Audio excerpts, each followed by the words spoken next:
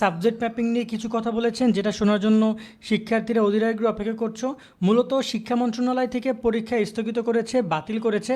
অনেকেই কনফিউশনে ছিল যে পরীক্ষা যেহেতু বাতিল করেছে, এই পরীক্ষা নেওয়ার জন্য নাকি অনেকে আন্দোলন করছে, নিবে কিনা। তা থেকে বলতেছি, দেখো এরকম কোনো কিছুই হচ্ছে না। পরীক্ষা যেহেতু তারা অনিবার্য কারণে তারা বাতিল করেছে, এখন আর পরীক্ষা নতুন করে নেওয়ার কোনো সম্ভাবনা নাই। সো এই জায়গায় তোমাদেরকে কোনো চিন্তা করতে হবে না।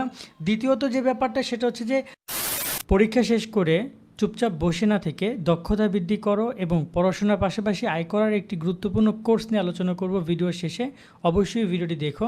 আর সাবজেক্ট ম্যাপিং কীভাবে হবে এই বিষয় নিয়ে আজকে, মূলত এই বিষয় নিয়ে না, মূলত শিক্ষা উপদেষ্টা আজকে সংবাদ সম্মেলন করেছেন। সেখানে তিনি অনেকগুলো বিষয় নিয়ে আলোচনা করেছেন।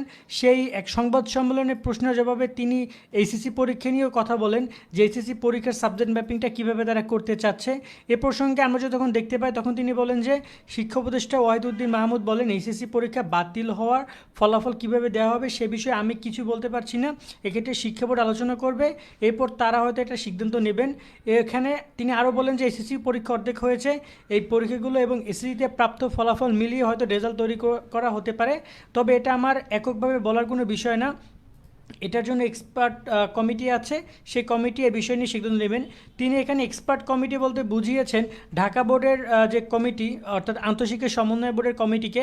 এক্ষেত্রে আন্তঃশিক্ষা সমন্বয় বোর্ড কমিটি এই ব্যাপারটা সম্পর্কে সিদ্ধান্ত গ্রহণ করবেন যে তারা কী করবে। এক্ষেত্রে একটু কথা বলতে চাই, আন্তঃশিক্ষা সমন্বয় বোর্ড কিন্তু এর আগেও তিন চারটা ব্যাচকে সাবজেক্ট ম্যাপিং করে নম্বর দিয়েছে, এবং সেটা নিয়ে কীভাবে সাবজেক্ট ম্যাপিং করবে সে ব্যাপারে কিন্তু অলরেডি আমরা একটা ভিডিও করে দিয়েছি, যে সাবজেক্ট ম্যাপিংটা তারা কীভাবে করবে।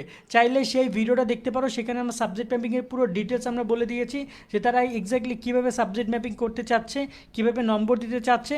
তো এই জায়গায় একটা কথা বলবো, যে সাবজেক্ট ম্যাপিংয়ের বিষয়গুলো নিয়ে